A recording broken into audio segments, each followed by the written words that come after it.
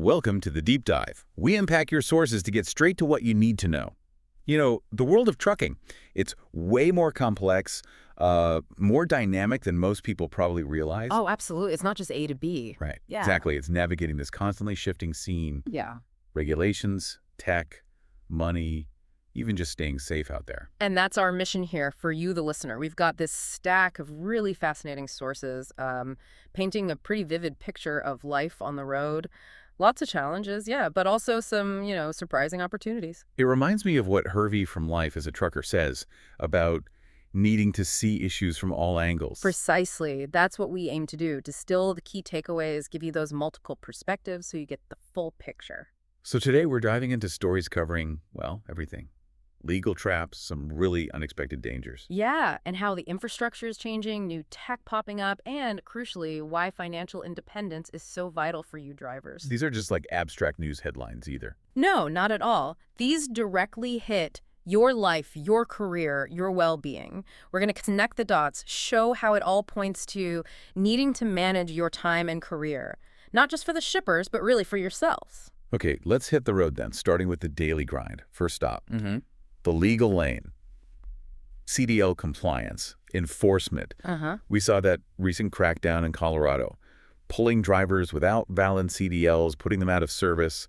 Seems like basic common sense, right? You need a license to drive a truck. It does seem straightforward on the surface, but like you said, is it really that simple? Is this tackling the root cause? Or is it just, dealing with the symptom? Yeah, where does it get interesting? Well, it digs right into that core tension. Public safety versus, let's call them, industry shortcuts. Okay. The state, they're focused on protecting the public. Makes sense. Get unlicensed drivers off the road. But the industry side, they're desperate for labor. So desperate that some companies might cut corners or just kind of look the other way on proper licenses. And there are deeper issues too, right? Like training costs. Exactly. High CDL training costs, the new ELDT rules. It's actually harder now for new drivers to get in the door the right way. So this enforcement action, it kind of highlights that whole mess. So how does this hit the legitimate drivers, the ones doing everything right? Does it feel like it's helping them or just more hassle? That's the friction, isn't it? Law enforcement sees safety. Many truckers, though, feel like they're being targeted, saying, hey, go after the companies hiring these guys. Right. Focus on the source. Safety advocates say, look, every crash avoided is worth it. Fair point. But critics argue it just shows an industry so starved for drivers that these corners keep getting cut. It's systemic. States see rising crash rates, they ramp up enforcement, and suddenly all drivers are under the microscope. So the takeaway for you, the driver, is pretty clear. Your CDL. It's your livelihood. Protect it. Fiercely. Keep everything current, medical card paperwork, don't let anything lapse. Always have proof ready. And definitely don't cover for shady operations. Absolutely not. If a carrier suggests paperwork doesn't matter, remember, it's your record on the line. Those points go against you. Upholding those professional standards is key. That's where the real respect comes from. And drivers doing it right deserve support in this kind of environment. Well said. Okay, let's shift gears. From legal scrutiny to something really unexpected and frankly chilling. This real-life incident caught on a dash cam. Oh, I saw this one. It's intense. Yeah. A trucker thinks he hit a deer on a dark road, pulls over, checks the footage, and realizes it was a man. He called 911 immediately. The dash cam was critical. But this isn't just one shocking video, right? It feels like a huge red flag. It really is. Bigger than just one incident. It shines a light on, well, first, visibility. Poorly lit roads turn split-second reactions into life-or-death moments. Definitely. And then there's the uncomfortable truth about pedestrians on highways. Why are people out there? Could be mental health crises, intoxication, tragically even suicide attempts sometimes. Wow. Hadn't fully processed that angle. And for truckers, the dash cam. It's become absolutely essential, not just for evidence, but as personal insurance against, awful situations and legal fallout. It can literally save your career. So looking at the different perspectives, the driver showed professionalism, called it in, but faced huge risk. It's immense emotional and career risk. Police and legal side, the dash cam changes everything. Prevents potential felony fleeing the scene charges if it was truly accidental. Absolutely critical there. And the trucking community seems pretty united on this. Get a dash cam. Someone even said they'd cut out the coffee budget for one. That sums it up. So the real talk takeaway for you truckers, get a dash cam. Period. No excuses. It's your shield. Non-negotiable. Yeah. And expect the unexpected out there. Deer, people, bizarre stuff. Stay alert and have a plan. If you hit anything, pull over safely, review that footage immediately, call authorities, document everything, protect yourself, your career, your freedom, your conscience. Recognizing these extreme situations truckers face and offering practical ways to protect themselves, like having that plan, that's vital for making drivers feel supported. It really is. Okay, so from unexpected road hazards, let's pivot to something, well, almost equally baffling. The disappearing roadside oasis. Ah, the truck stop situation. Yeah, the story out of Michigan. A lawn-pop truck stop gets a $1 million grant. You'd think, great, upgrades, better services for drivers. Right, maybe add some parking, improve the showers. Nope, it's being turned into a used car lot. Wait, what? A used car lot? Yeah.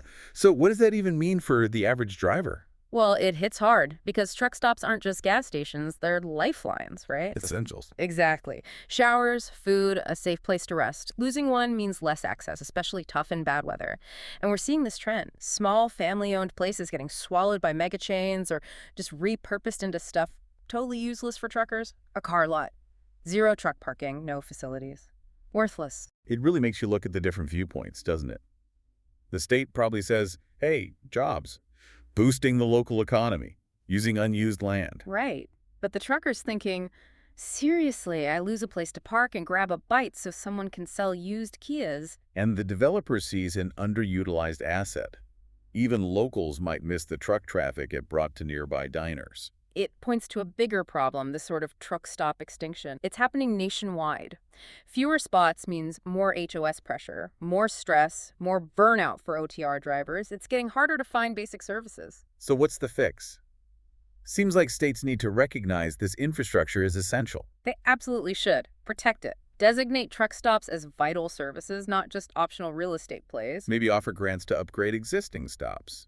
Add EV charging, better food, lighting, instead of funding their demolition. That makes sense. And involve drivers.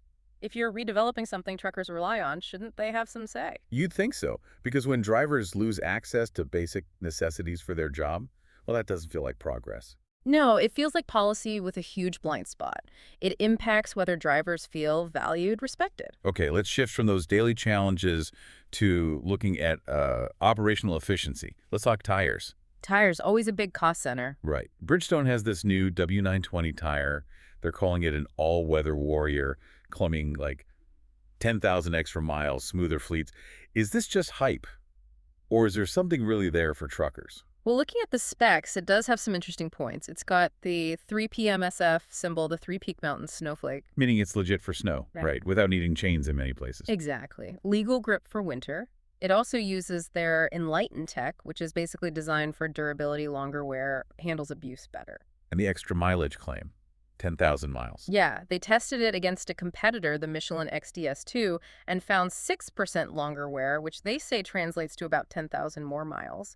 For an OTR driver, that could mean, what, an extra week or two between tire changes? That adds up. It does, plus things like stone ejectors, deep sipes for traction, and it's made in the U.S., in Tennessee. So why does this actually matter on the ground for you, the driver? More miles per tire. That's less maintenance, less downtime, less labor costs, less money out of pocket. Simple as that. And being all season. Means less hassle swapping tires seasonally, streamlines things, and it's designed to be retread friendly, good casing. So better long-term ROI, not just a single use. Okay, but let's keep it real. What are the downsides? Well, Bridgestone, usually not the cheapest option up front. So initial cost might be higher. Right. And right now, it's only in the 11R22.5 size to start. Plus, there's always a bit of eco-marketing buzz. Truckers care about performance miles, grip, cost first and foremost. So different perspectives here, too. Yeah. A fleet manager might love the idea of one tire all year, simplifying inventory. Definitely. A mechanic might like the non-directional tread, fewer mounting errors. But maybe an old school trucker says. Sounds good, but let's see how it holds up after a few seasons on the road. Yeah. And an owner-operator focused on eco-friendliness and cost. Might say, great if it lasts longer and cuts emissions, but the price has to make sense. Fits into the bigger industry picture, though. Yeah. Everyone's chasing efficiency. Absolutely. Costs are up, margins are tight, tires are a huge operating expense. If this W920 delivers, it could really impact total cost of ownership. And yeah, more U.S. manufacturing is a plus these days. Shows how tech innovation can actually make your daily grind a bit easier, maybe save you some money. Hopefully. All right, next up, the money side. Let's talk about load boards, fintech, and maybe some hidden fees. Ah, yes, the financial tech angle. Truckstop.com, huge load board. Everyone knows them. They just bought a company called Denim. Denim does freight invoicing, quick pay, that kind of stuff. On paper, it sounds good, faster payments. But is there a catch? Another fee trap. That's the million-dollar question, isn't it? So the deal basically means Truckstop wants to be your all-in-one platform. Load board, invoicing, payments, factoring, maybe even more down the line. They want to be the bank behind your trucking business. And why does this hit truckers like right in the gut? Cash flow. For owner-operators, cash flow is everything. You live and die by how fast you get paid. Traditional brokers can take forever, 30, 60 days. Exactly. And you can't float fuel, insurance, truck payments for that long. So quick pay sounds amazing, but it's often a double-edged sword. How so? Those faster payments usually come with fees, sometimes hefty fees that just eat away at your already thin margins. Ah, the convenience costs you. Right. And it's convenient. Yeah, a one-stop shop sounds nice, but think about it. Putting all your financial services and your load source in one company's hands, that's a lot of control you're giving up, less independence. So it's convenient, but maybe you lose some freedom. Precisely. This ties into a bigger trend we're seeing. Let's call it trucking's bankification. Load boards, brokers, factoring companies, they're all merging, bundling services. Gets them to lock you in. Exactly. The risk for you truckers is losing that independence as these financial tools get baked into platforms you almost have to use. What starts as a helpful service can end up feeling like you're trapped. So what should you, the driver, watch out for here? Read the fine print. Always. Especially on quick pay fees and any integrated fintech services, know exactly what it's costing you. Hidden fees can kill you. They can. And be aware of the lock-in risk. If your load board, your factoring, maybe even your insurance are all tied together, switching becomes really difficult, even if you want to. Good point. And demand transparency. These companies need to be upfront about the costs. No hidden charges, no complicated formulas. You need to make informed choices that actually benefit your bottom line, protect your financial freedom. Absolutely crucial. Okay, let's shift to something, well, a bit more controversial. Gets truckers talking online. Uh-oh. Where are we going now? Western Express. Yeah. That well-known starter company, someone online called them the death row records of trucking. Wow, okay. That's evocative. Let's unpack that. What's behind this loud reputation, this revolving door of talent they seem to have? It's a provocative comparison, yeah, but you can kind of see why it sticks. Think about Death Row Records back in the day. Tupac, Snoop, Dre, big names, lots of turnover. Right, artists came and went. Well, Western Express sees that with rookies. They sign up, get some experience, maybe just enough to get a better gig, and then they dip faster than Dre, as the saying goes. Okay.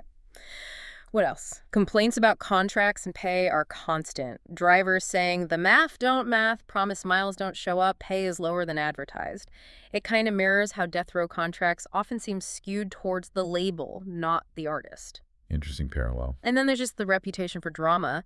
Both entities are just synonymous with controversy, headlines. Western often gets tagged as bottom of the barrel for safety scores, high turnover. But everyone knows who they are. They generate buzz, good or bad. That's a pretty stark picture. But to be fair, there's got to be another side, right? Oh, absolutely. And this is crucial. Western's defense, and it's the valid point, is that they hire rookies lots of other carriers won't touch. Okay. Like who? Maybe someone with a rough background, someone who barely scraped through CDL school, someone needing a second chance. Western often gives them that first seat. It's a lifeline for many. So for some drivers, it really is the only way in. You hear that a lot. If it wasn't for Western, I'd never have gotten my start. And industry watchers agree they fill a necessary gap, taking risks on new talent that bigger carriers avoid. And there's a humor angle too, right? The memes. Oh yeah, the memes are legendary. It definitely fuels the notoriety. Like that joke, Western Express is death row without the platinum, records all the drama, none of the money. Okay, so boiling it down for you, the trucker, what's the real truth here? The truth is, Western Express is a starter company. It's a stepping stone. It's probably not your forever home. Get in, get experience, get out. Pretty much. You'll get experience, you'll run miles eventually, you'll definitely develop some thick skin. And yeah, after 6 months, maybe a year, you'll likely move on to something better. But that first step, getting that initial experience, It matters. So it serves a purpose in the industry ecosystem. It does. It highlights the bigger picture of starter companies. Many are built for churn. Recruit rookies cheap, run them hard, replace them when they burn out or move on. It keeps labor costs down and fills seats. It's a business model, not an accident. So knowing this helps you navigate that entry point with your eyes open, get what you need, that experience without feeling, stuck or taken advantage of. Exactly. Go in smart. All right. We've covered a lot of ground. Daily safety issues, CDL stuff, dash cams, disappearing truck stops. Then the business side tires, fintech traps, starter companies. Yeah. And pulling all these threads together from all these different sources and stories. Yeah. There's a really clear theme emerging, isn't there? It seems like it. It all points towards the need for you, the trucker, to be really proactive, empowered. It goes back to what Hervey from Life, as a trucker, said, right? Seeing issues from all angles, actively managing your own career. Yeah. It's not just about reacting to what the road throws at you or what the company dictates. It's about intentionally building a life. And a big part of that seems to be shifting focus. Moving from managing your time just for shippers to managing it for yourself. That's a powerful shift. Using your time, even your off-duty time, wisely. Learning new skills. Actively building your own future, not just driving for someone else's. Which brings us to a really interesting kind of forward-thinking solution mentioned in the sources. Yeah, this idea of crafting your own exit strategy, maybe even before you think you need one. Leveraging things like AI to build extra income streams online. How does that work? What's the benefit? Think of it as creating a financial cushion, a shield. Extra income, maybe recurring month after month, that isn't tied to freight rates or the economy's ups and downs. So it gives you more stability. Exactly. It can help you retire when you want to, not when the industry forces you out. Yeah. And it softens the blow if, say, your trucking company suddenly folds, which happens. This really speaks to driver agency, doesn't it? Taking control. It absolutely does. It's not just about surviving the tough days. It's about setting yourself up to thrive long term, learning new things, using that downtime strategically. It's about building real financial independence. That sounds like a way to feel genuinely respected and supported by giving yourself the tools for that long-term freedom. That's the goal, empowering you to write your own future. So we've taken this deep dive today, looked at the tough realities, the challenges, but also some overlooked opportunities in trucking. Yeah, from safety on the road, regulations, the changing economics, all the way to pathways for financial freedom. It's clear that being informed, staying aware, is probably your most valuable asset out there. Being a trucker today takes more than just driving skill, that's for sure. It really does. It needs an active mind, keeping an eye out for opportunities, and a real commitment to your own well-being, personal and financial. It's about building a career, sure, but also a life that actually serves you. So as you head back out on the road, maybe mull this over. What does true freedom on the road really look like for you? And what steps, even small ones, can you start taking today to build that freedom? Not just mile by mile, but through smart, sustainable choices for your future.